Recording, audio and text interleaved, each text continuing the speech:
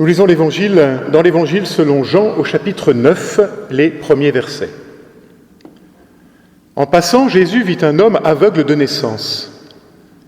Ses disciples lui posèrent cette question: « Rabbi, qui a péché pour qu'il soit né aveugle, lui ou ses parents ?»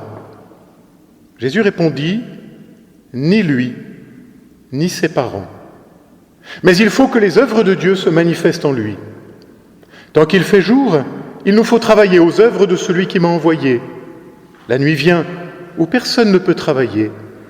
Aussi longtemps que je suis dans le monde, je suis la lumière du monde. » Ayant ainsi parlé, Jésus cracha à terre, fit de la boue avec de la salive et l'appliqua sur les yeux de l'aveugle. Et il lui dit: « Va te laver à la piscine de Siloé », ce qui signifie « envoyé ». L'aveugle y alla, il se lava, et à son tour, il voyait. Notre Dieu, ta parole est une lampe à nos pieds, éclaire pour nous le sentier. Amen. Juste quelques mots autour de ce texte de l'Évangile de Jean. Ni lui, ni ses parents, répond Jésus à la question des disciples. Ni lui, ni ses parents. Et voilà brisé à jamais le lien millénaire que l'homme avait imaginé entre la faute et la maladie, entre le péché et la souffrance subie. C'est, en quelques mots, toutes nos images de Dieu qui volent en éclats. Plus de Dieu marionnettiste tout-puissant qui tirerait toutes nos ficelles. Plus de joueurs d'échecs qui s'amuseraient avec les pions que nous sommes. Non, ni lui, ni ses parents. Renversement total de perspective. Je cite la théologienne France Quéré. Jésus prie ses disciples de ne pas tourner la tête vers la nuit compacte de la douleur, rien ni lui. Le mal ne s'explique pas. S'il s'expliquait, il serait légitime. Inutile d'inventorier l'ordre des causes. Il est définitivement scellé. Le mal est ténèbre et son énigme ne desserrera pas les dents. Il est donc un mal qui n'a point face humaine, dont ni Dieu ni l'homme ne peuvent rendre compte.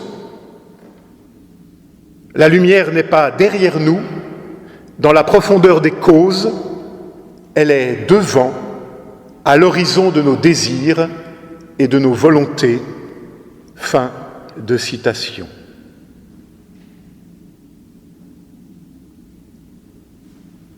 Il nous faut désormais, ensemble, regarder devant, comme nous y invite l'Évangile. Et l'envoyé, le Christ, que le 4e évangile aime à présenter comme l'envoyé. Vous savez, Jésus, c'est qui pour l'évangile de Jean? C'est l'envoyé du Père. Eh bien, l'envoyé nous envoie à notre tour en artisan de recréation et en pèlerin de lumière. Car que fit alors le Maître devant l'aveugle né? Il lui rend la vue et il dit: voilà la manifestation de l'œuvre de Dieu. Et pour cela, il avait craché par terre et avec la boue ainsi obtenue, avait rendu la vue à l'aveugle. Cela n'évoque-t-il rien pour nous? La création, la terre, la boue et la parole de Dieu qui ordonne le chaos et qui crée la vie. Le Christ, ce jour-là, recrée l'homme. Il continue l'œuvre de création de son Père, la parole, la salive, la terre, la boue et la lumière. C'est cela, l'Évangile. La parole de Dieu agissante, à chaque heure, à chaque minute, à chaque instant, pour recréer au cœur même du chaos la vie et la lumière. Il faut que nous le sachions, Dieu ne veut ni le mal ni la souffrance, Mais Dieu besogne dans le secret du réel pour faire triompher la lumière. Je suis la lumière du monde, a dit le Maître. Pas la nuit, la lumière, pour justement éclairer nos ténèbres. L'Évangile est une force de résistance au chaos, un surgissement de vie, un éblouissement de lumière, une puissance de transformation, qu'il nous en soit ainsi. Amen.